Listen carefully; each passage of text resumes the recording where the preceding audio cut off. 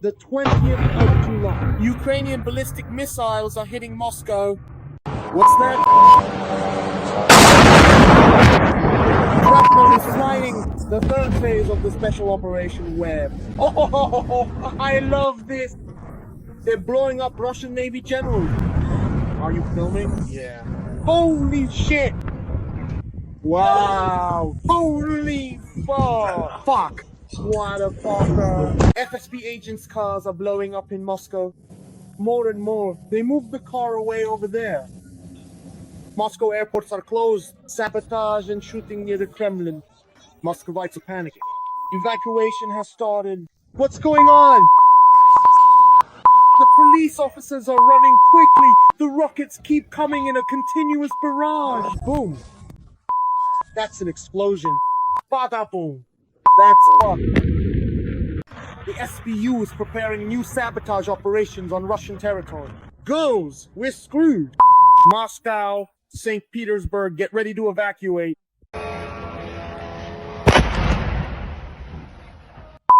Is it 3:46 or something? The sirens started blaring. Thank you to our dear authorities for our cloudless light. Breaking news, friends. Sabotage and shooting in the Kremlin. The conspirators have been caught. Moscow airports are closed. Ukrainian ballistic missiles and Western rockets are heading for Moscow. That's right. Just no panic at all, folks. Whoa, look. Petersburg, Moscow, the Kremlin. Get ready. We'll discuss this with top analyst Oleksandr Demchenko now. There's constant chaos at Moscow airports because, look, the infographic of Moscow airport closures over the past 6 days is just terrible. Vnukovo was closed 9 times, Sheremetyevo 4 times, and Domodedovo and Zhukovsky 20 times each. Indeed, Muscovites are in a panic. How do you assess the drone attacks on Moscow, the Kremlin, Vnukovo, Domodedovo, and Sheremetyevo? I think German missiles, and not only German ones, are flying toward Moscow and St. Petersburg, toward major cities of the Russian Federation. I think the area near the Russian General Staff on Frunzenskaya, close to Arbat, will go up in flames. I think other important locations will also go up in flames. Even Red Square, which for some reason has recently been a rallying point for Putin and his entourage. Why do we need to talk about this, Dasha? Because a real turning point has occurred. This is a turning point, a new phase of the war, a new stage. Everyone has perfectly understood that Putin is not just crazy, as Donald Trump said, but that Putin has no intention of backing down and is only going to escalate the situation, escalating it every single day. That's why I assume that the Germans, French, British, and Americans have finally lost their patience and given Ukraine permission to strike Russia with everything they possibly can. And from the very beginning, when they gave this permission, it was assumed that the strikes would be specifically on the territory of Moscow.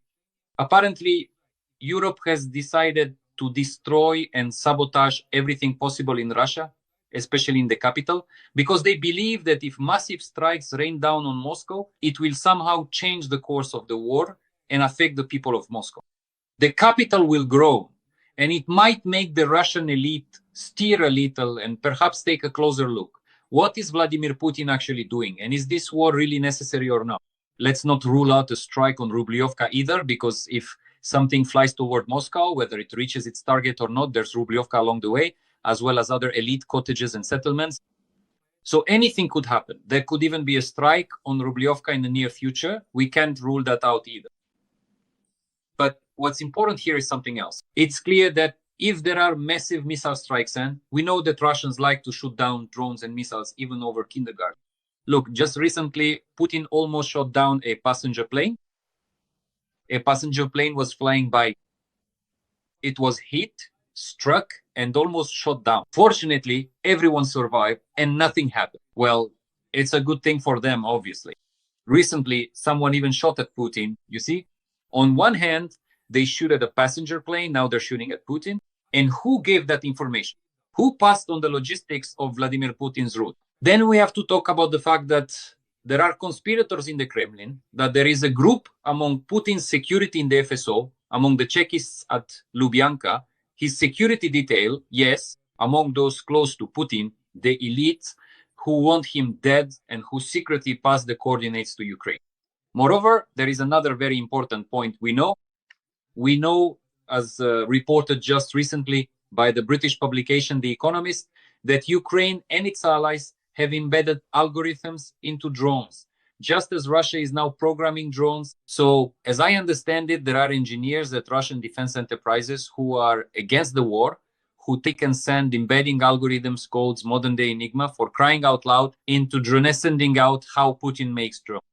In other words, what we have here is essentially a massive act of sabotage within Russia. Then I just watched the news. Belgorod region, a railway has been destroyed. A huge stretch of track in the Tula region, a railway, the track itself was destroyed today, just now. What does this mean? It means that Ukraine is disrupting Putin's summer offensive. I think it will be disrupted in the near future, within a week, because this is the connection with the Kursk region, specifically the Tula-Kursk route, which is, of course, directly linked to the border area. In other words, this minimizes and neutralizes any further offensive in the Kharkiv direction and accordingly in the Sumy direction. Essentially, what we're talking about is that a series of large-scale, massive sabotage operations is now beginning on the territory of the Russian Federation, moving from the border regions toward Moscow. This is being done to completely neutralize any of Putin's opportunities and to destroy any margin of safety he might have in terms of a summer offensive. In other words, Ukraine is disrupting Vladimir Putin's summer offensive by every possible means. And I am confident that the partisan movement, which was created both before the war and during these last 3.5 years of this large-scale war, is operating and doing so very cohesively. Because if there are massive explosions on the railways and tracks in the Russian Federation, the offensive and military operations will simply grind to a halt. This has happened before in history. You understand? In African countries, a massive railway attack, explosions on the railways, and this has always had a very significant impact on the course of military operations and on the progress of offensives, a very strong impact. That's why German missiles, and not just German ones, since we know that everyone has given permission, the French, the British, and even Trump has turned a blind eye to it, will fly over Russia, including Moscow and St. Petersburg. This will significantly change the war and alter the capital's attitude toward this war. I think that Muscovites are not like people from Rostov. They're not Uyghurs. You understand? They're not Uyghurs, not Bashkirs, not all the other guys. These are people who will definitely start to tremble, They will definitely look and think, what is this Putin doing? And I think that the intra-Kremlin, the internal Russian elite will also start to tremble a lot. They're already trembling because Putin sees, Shoigu says, he's cold and lonely. Patrushev has been silent lately.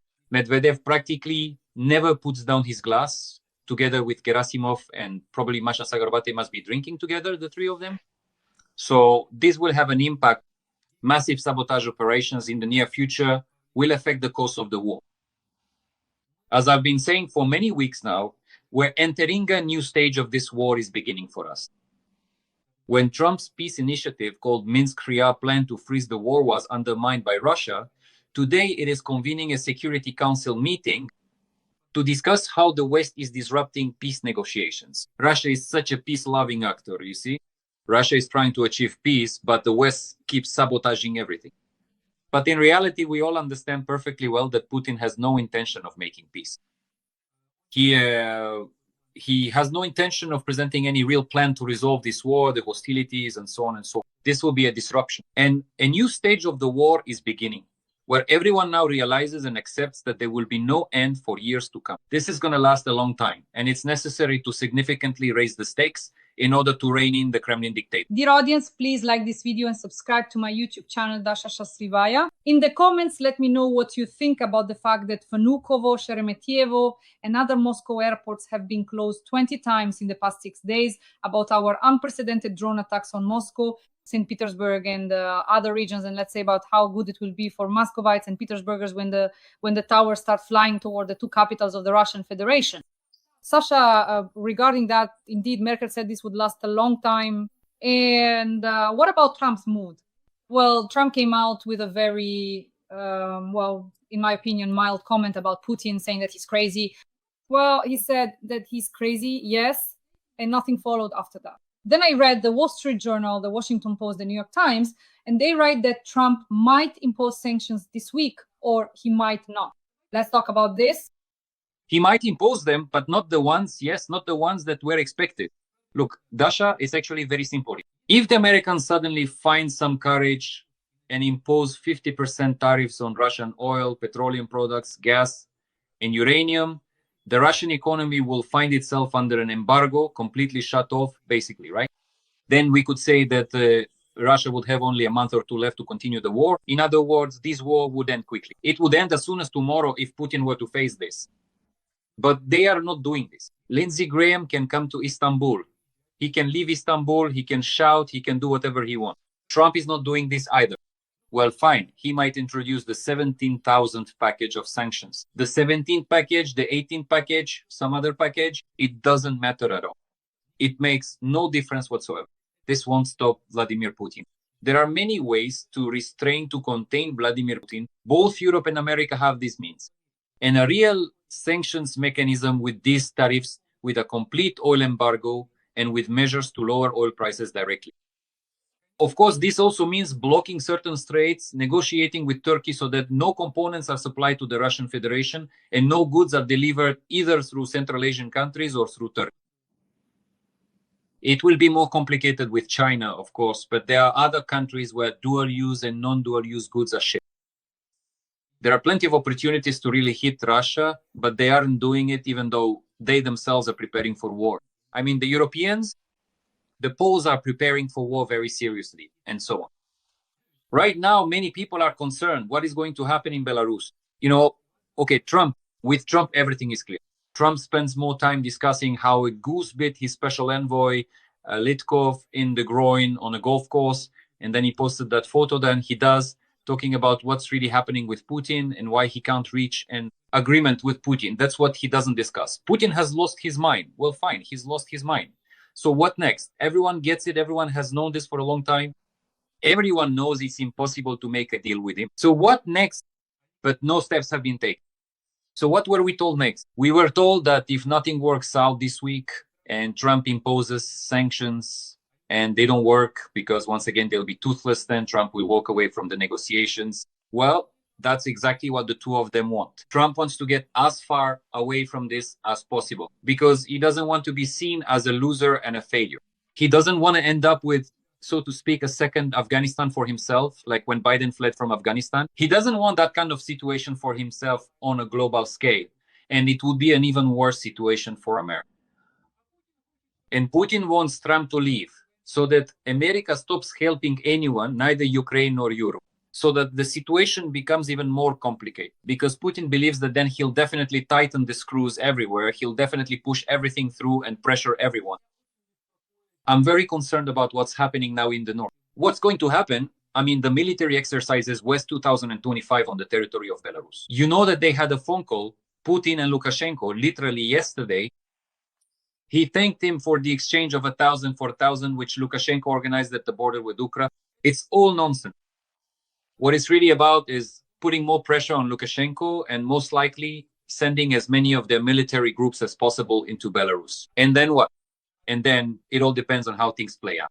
They could attack Kyiv or Chernihiv from the north. No one is ruling out such a threat. I think that after 2022 in February, you'd have to be completely, blind or deaf not to understand that this threat could actually be real, that Putin might go for it again. Last time he failed with his blitzkrieg. Why do we think that this time he wouldn't want to try another blitzkrieg, correcting some mistakes, working things out? But on the other hand, of course, no one is ruling out further provocations from Belarusian territory against Lithuania or a number of other Baltic countries or Poland. The Poles are preparing very seriously, and so are the Lithuanians. And in general, we have to acknowledge one thing. Europe has finally shifted to a war footing. Europe is now in a state of war. And sooner or later, a big war will break out. And we will see European fighter jets bombing Moscow and other major cities of the Russian Federation, because this confrontation is inevitable. Putin cannot take a step back. If he does, his own people will simply remove him. He cannot do it. And the Europeans cannot surrender because they understand what a colossal threat it would be for them. If Putin occupies all of Ukrainian, he does want to occupy. Trump has said this, Medvedev has said this, and in fact, Putin himself has said it as well. Sasha, can Graham go along with Blumenthal? In other words, can the Senate de facto go against the administration's policy, override Trump's veto, and pass a bill by majority vote that would become law imposing hellish sanctions on the Russian Federation? They can, but they really want to get something from the White House. They really want to get some contract. They really want to get some preferences for their firms and companies. They really want to make money off something too, and so on. If I remember correctly, Graham has been introducing hellish sanctions against Russia for many, many years now, about 7 years. Where are these hellish sanctions? This is not the first bill authored by Graham threatening Russia with hellish sanctions. But there are no hellish sanctions. Not from Graham, nor from anyone else. They come up with one package after another. You know, I've come to a thought, a very important one, I think. What if these guys, at the beginning of 2023, had given Ukraine everything, imposed hellish sanctions against Putin, allowed them to strike with long-range missile 780 ACMs, help Ukraine with drone production? Russia would have already lost by now and would be down for the count. And we would be talking about what is happening in Russia, how it is being restructured, how it is falling apart, how the struggle among the elites is unfolding, how the empire is collapsing. But that didn't happen. Not during Prigozhin's coup, not amid the chaos and confusion among the elites after the failed blitzkrieg, not during the initial wave of sanctions and the first blows of sanctions against Putin. Nothing happened. It wasn't Ukraine that missed the moment. Obviously, Ukraine couldn't have produced that many missiles, shells, ammunition, and so on. It's just that, by and large, the West was cowardly and continues to be cowardly. Everything that's happening now, all this blood, all the blame, aside from Putin, because Putin is, of course, guilty. Putin is a murderer in that sense. He kills people, Russians kill people, they occupy territories, they destroy homes, they rape, they loot, they abduct children. But those comrades who didn't help all this time, who blocked aid and support, this is also the doing of Trump and his team back then in the US Congress. Those who were constantly late in providing Ukraine with ammunition, they hesitated, the Scholz government, remember, to give TAURUS or not to give, to give TAURUS or not to give. And should they give Leopard tanks or not give Leopard tanks, and so on and so forth and so on. While they were hesitating, Putin increased both the number of drones and missiles, made deals with the Iranians, got North Korean shells and artillery, and even sent North Koreans those dogs to fight against Ukraine. That's why we have the situation we have right now. And this turning point in the war should have started much, much earlier. Let's put it that way, much earlier. It's only happening now, but only now is Europe starting to catch up. And I have a big question, will it actually catch up? The fact that Merz came out and said that this war will last for a very, very long time means that Europe has officially admitted its powerlessness against Russia.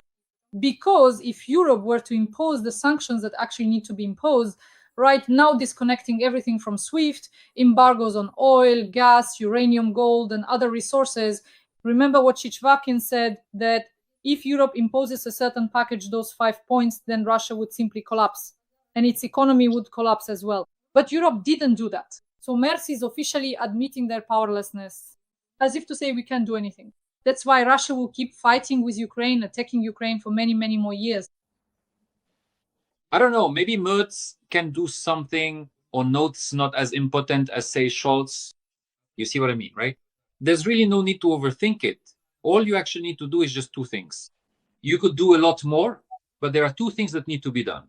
Block the Danish Straits so that no Russian ships, neither shadow nor non-shadow can travel in any direction, selling this semi-legal oil. That's the first thing. That would basically bring everything in Russia to a halt. Everything would just collapse. And the second thing is a blockade of Kaliningrad, an economic blockade, and a military blockade of Kaliningrad. What would Putin do then? Would he go up against NATO? War for war's sake. Will he go after the Finns? Will he move on Poland? What will he do? Right now, all his forces are concentrated on Ukraine.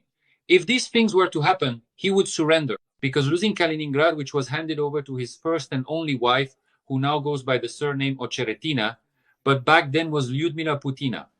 She currently oversees the Kaliningrad region. That would be a major blow to him. A big one, Kaliningrad is not Rostov.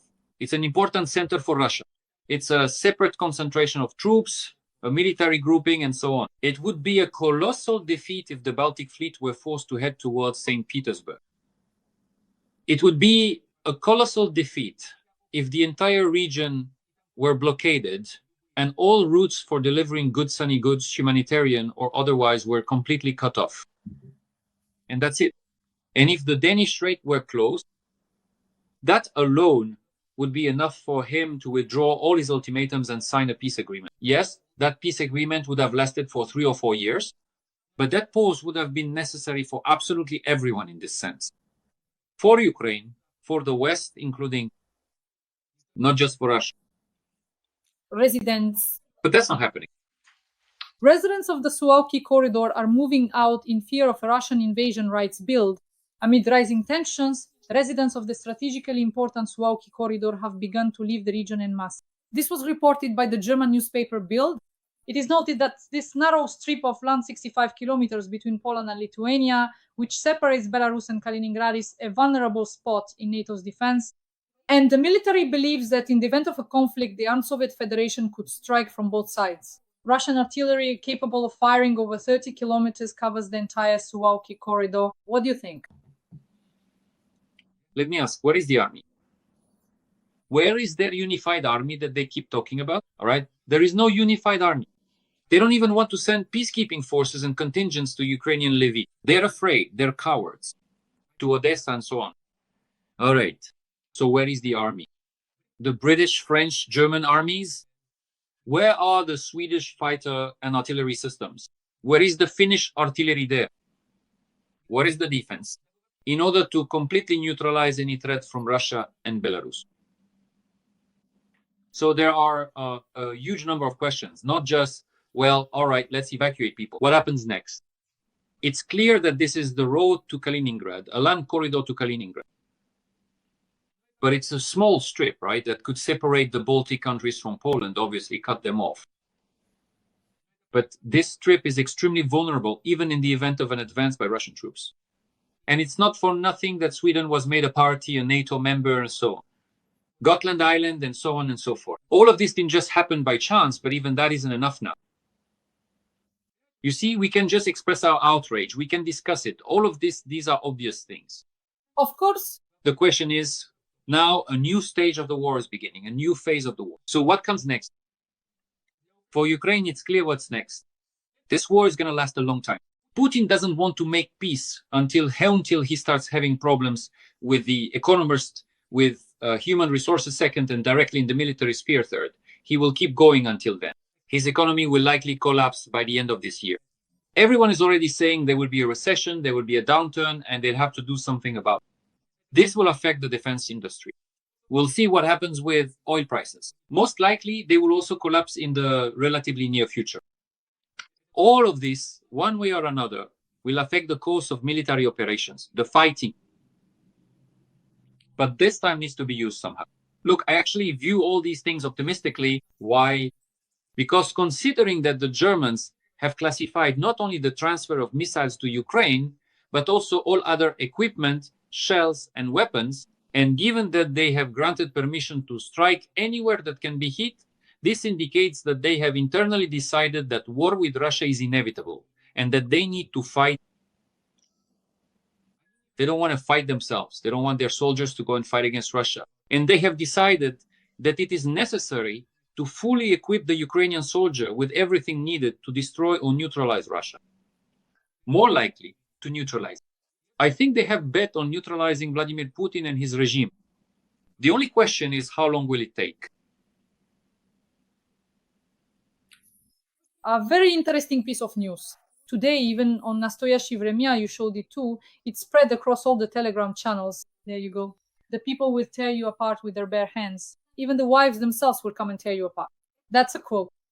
A volunteer showed how Russian soldiers on crutches, of course, are being kept in the basement of the 5th MSB to be sent on a deadly assault. The widow of a fallen soldier and volunteer of the Russian World Movement's Russian nationalist Anna Uvarova published a video with soldiers who are members of the 5th Separate Motorized Rifle Brigade. And she, says that they are going to be eliminated, disposed of, and that no one is going to just sit and wait for them to come back as Cargo 200. No one but Putin can stop this. There's a ton of swearing in there. And she said that they're sending the Russians to be slaughtered. And if anything happens, the people will tear you apart with their bare hands. The wives themselves will come and tear you apart. And in general, it's the officials who should be dying, not ordinary Russian soldiers. You're taking away our husbands, fathers, and children. You are the cattle who should be leading the way ahead of all the guys, but you're hiding out. End of quote. Do you think the people won't rise up? The people will tear you apart with their bare hands. The wives themselves will come and tear you apart. And here's another quote. And this is just a small, faint warning bell that you shouldn't pay any attention to at all. Or is this the beginning of a powerful confrontation in Russia against the Kremlin? This isn't a warning bell. It's nothing. Look, Dasha, there once was a truly important movement during the First Chechen War, when the mothers of conscripts, the mothers of those mobilized, came and demanded that Yeltsin put an end to it. And Yeltsin did put an end to it, because it was a very strong, unified movement. And back then, Russia was completely different. It was in a half-collapsed, impoverished, dire state. Something had to be done. And it was clear that such a war fought for money, a war initially waged by Korsakov and the security services. It had to be well. It was brought to an end because this segment of the population, the mothers, rose up and said, that's it. Remember when there was a similar situation with the conscripts? Conscripts were sent to war, this time against Ukraine. And the conscripts' mothers started to speak out, and Putin immediately gave the order to rescue the conscripts and tried to somehow smooth over the situation. They are afraid of this kind of movement. They remember what happened during the First Chechen War. They don't want anything like that to happen again. But when we talk, for example, about an initiative like the Wives of the Mobilized, they banged their pots in the kitchen, and that was the end of it. They went out to the Ministry of Defense a few times, were told to keep quiet, and the generals who came out to them, even the colonels, told them to be quiet, and so they fell silent. Nothing will come of this. Why won't anything come of it? Because on the one hand, there are these dissatisfied wives of the mobilized whose husbands are being killed. And on the other hand, there are wives like that, too, not of the mobilized, but of those who bought their way in. She marries once, he gets killed, she becomes a widow, gets the money. Marries a second time, gets the money. A third time, gets the money. It's a whole business. It's a whole business. They all get bought off. Do you understand what the point is? It's not just some mobilized person who was grabbed, tied up, and sent off and then went to kill. For the most part, these are people who wanted to get money for going to another territory, to a foreign country, and killing someone. They're willing to kill someone for money. They're mercenaries, just like Prigozhin, who was killed in the sky over Russia. Exactly the same kind of mercenaries, no different from that executioner. Only that executioner was getting billions. And these ones get some amount, a few million rubles, which are wiped out by inflation in Russia. They're killers just the same. That's why I don't believe in all this movement, the wives of the mobilized, that they'll come and do something like that. Putin will be removed only by his own elite. Right now, there are probably no conspirators in the Kremlin. But they might appear, they might show up when something collapses, when things start to fall apart. It will be a domino effect. When, as I repeat, there's a blow to the economy, a blow to oil, a blow at the front, and so on, it will all collapse, and Putin will be removed. But he understands perfectly well that he has no other way out of this situation except to keep waging war. Because as long as he continues the war, Dasha, he can keep resetting everything and everyone.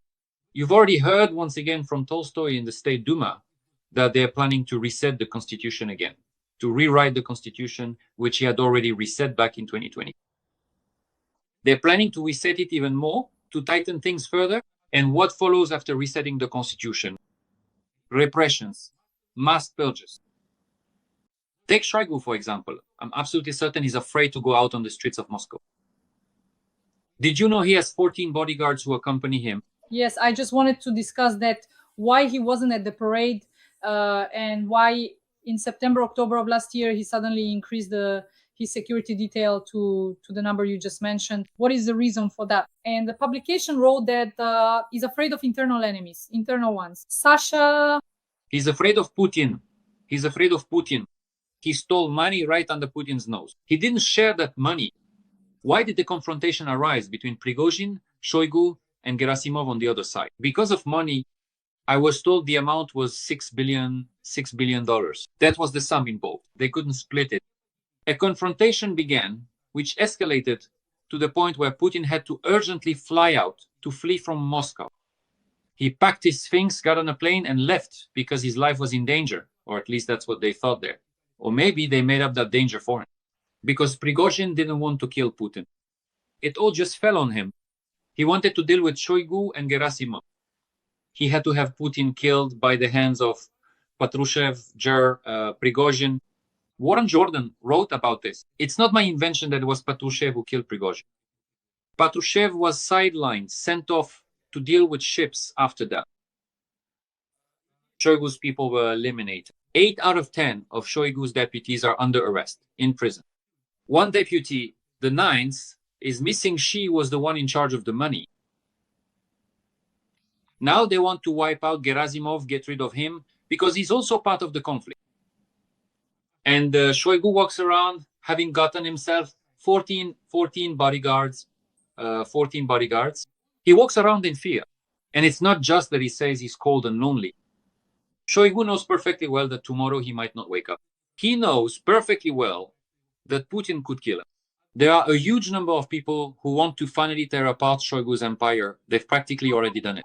Because Shoigu isn't just the Ministry of Defense and contracts like those with Timur Ivanov. Shoigu is also the Ministry of Emergency Situations, which he protected a huge, massive agency. You understand? Shoigu, yes, that's the Ministry of Defense. Shoigu, yes, that's contracts. Shoigu, yes, that's all sorts of corrupt schemes. Shoigu is the construction of Patriot Park for 20 billion rubles, which they embezzled 20 billion rubles that they stole. Shoigu is the procurement and sale of weapons. Shoigu is making money at the front. It's sending drugs to the front, prostitutes to the front, black market weapons that were funneled to terrorists, to the Taliban, and so on.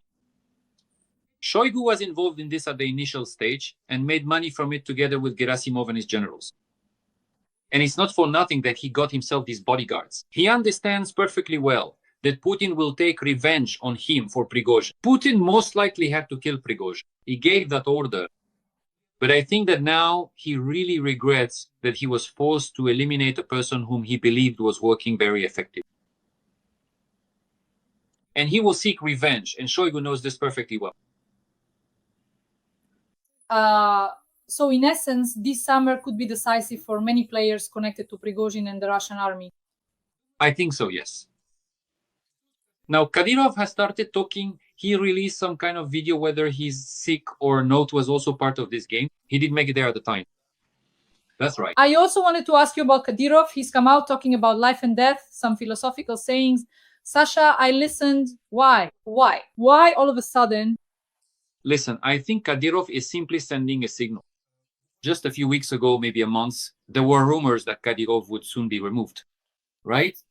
I think they actually wanted to remove him. He has a huge number of enemies. Yes, he's supported by Zolotov, the head of the National Guard, former bodyguard of Sobchak, and in a sense, an aide to Putin. But the FSB is against Kadyrov, military intelligence is against Kadyrov, the GRU is against Kadyrov, right? The Ministry of Defense, the General Staff, the Ministry of Internal Affairs, the Investigative Committee under Bastrikin, and the Prosecutor's Office are all against Kadyrov. These are all people who oppose Kadyrov. These are clans that are against Kadyrov. And now he's simply signaling to them, well, guys, look, I went to see Putin and got a renewed mandate to rule, and there's nothing you can do to me. I think that's roughly how this necessary signal from Ramzan Kadyrov should be interpreted.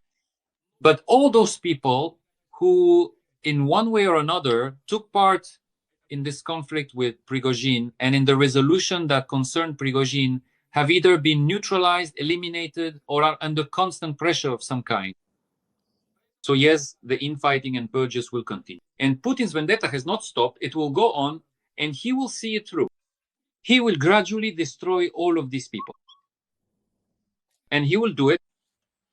Sasha, our audience is asking you, since we do a stream with you every week, I've noticed they're writing in, asking you to give a brief forecast of what might happen this week. That is before our next meeting with you. What do you think? A brief forecast, a mini forecast from top analyst Oleksandr Demchenko.